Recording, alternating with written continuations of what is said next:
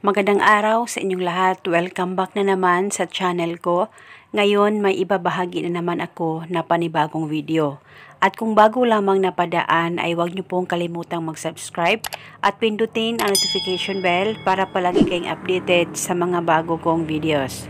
Gusto mo ba na ngayon mismo ikaw ay tatawagan ng taong mahal mo na matagal nang hindi nagpaparamdam sa iyo?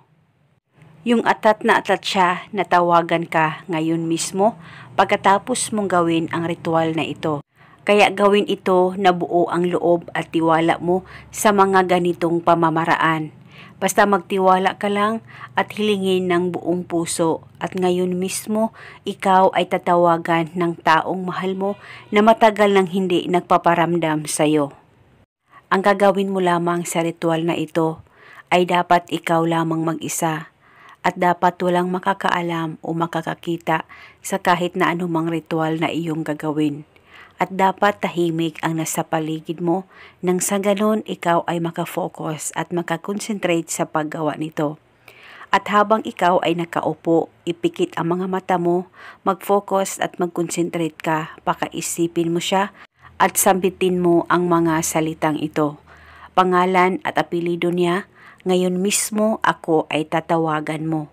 Sambitin mo lamang ito ng 7 beses. Ulit-ulitin mo lang ang pagsambit ng kanyang pangalan at apelyido at yung hiling hanggang sa matapos mong sambitin ito ng 7 beses. At pagkatapos dahan-dahan mo nang buksan ang mga mata mo pagkatapos mong sambitin ang spell at panigurado ngayon mismo siya ay tatamaan nito at tatawag siya agad-agad sa iyo. At gawin ito hanggang 3 araw lamang sa kahit na anong oras na gusto mo. At kung sakaling hindi pa rin siya tumatawag o nagpaparamdam sa iyo, ay pwede ipagpatuloy mo pa rin ang ritual. Basta tiwala lang. At kung kayo ay may katanungan, mag-comment lang po kayo sa baba. Maraming salamat po sa panunood.